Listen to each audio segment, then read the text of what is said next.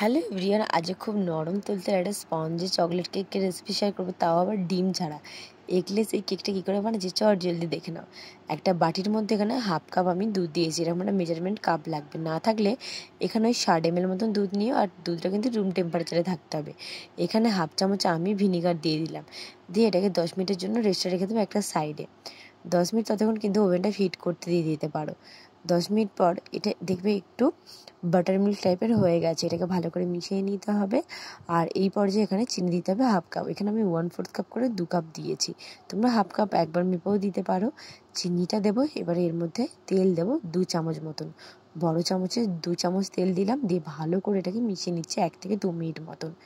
এতে কিন্তু চিনিটা খুব ভালো করে গলে যাবে, আর তোমরা পারলে কিন্তু চিনিটা চেলে নিতেও পারো। ভালো করে মেশানো হয়ে গেলে এখানে আমি হাফ কাপ আর 2 চামচ মতন ময়দা দিলাম, মানে 1/4 কাপটা 2 কাপ আর 2 চামচ মতন ময়দা দিলাম। খুব ভালো করে মিশিয়ে এখানে 1 চামচ কোকো পাউডার দিলাম, আর এখানে আমি ভ্যানিলা এসেন্স হাফ চামচ মতন দিলাম। দিয়ে খুব ভালো করে কিন্তু কোকো পাউডার আর এসেন্সটাকে মিশিয়ে নিতে হবে। এমন ভালো করে মেশাতে হবে যাতে কোনো রকম লাম্পস না থাকে। আর এখানে বেকিং পাউডার বেকিং সোডা হাতের সামনে না থাকায় হাফ চামচ ইনো দিলাম।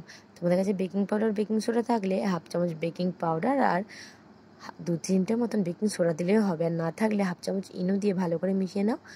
নিয়ে এটা সাইডে রাখলাম, আর একটা মোল্ড ভালো করে আমি তেল মাখিয়ে নিয়ে উপর থেকে একটু ময়দা ডাস্ট করে নিলাম। তোমরা কিন্তু যদি কোনো রকম পেপার থাকে, বাটার পেপার বা নর্মালি যেগুলো আমরা লেখালেখি করি সেরকম পেপার থাকলে তেল মাখানোর পর সেই পেপারও কিন্তু রাউন্ড শেপ করে দিয়ে দিতে পারো। আর নইলে কিন্তু আমি যেরকম করলাম তেল মাখিয়ে একটু ময়দা ডাস্ট করে ব্যাটারটাকে ঢেলে সেটাও করতে পারো। একটু ট্যাপ ট্যাপ করে নিয়ে 30 মিনিটের জন্য বেক করেছিলাম, আর 30 মিনিট পর দেখাচ্ছি। দেখো কেকটা খুব গরম আছে আর দারুণ ফুলেছে, খুব সুন্দর নরমও হয়েছে। পুরোপুরি ঠান্ডা হয়ে যাওয়ার পর ছুরিতে চার সাইডটা একটু ছাড়িয়ে নিয়ে এটাকে আমি ডিমোল্ড করে তোমাদের দেখাচ্ছি। আর তোমরা যদি এটাকে গ্যাসে করো সে লো ফ্লেমে 40 মিনিটের জন্য বেক করতে পারো। রেসিপিটা কিন্তু অবশ্যই ট্রাই করো, তোমাদের কিন্তু পারফেক্ট এরকম এগলেস একটা চকলেট কেক বানিয়ে নিতে পারবে। কেকটা অনেকটা নরম আর স্পঞ্জি হয়েছিল। নতুন নতুন রেসিপি দেখার জন্য প্লিজ চ্যানেলটা সাবস্ক্রাইব আর ফলো করতে কিন্তু একদম ভুলো না। তো আজকের অবধি এতটুকুই।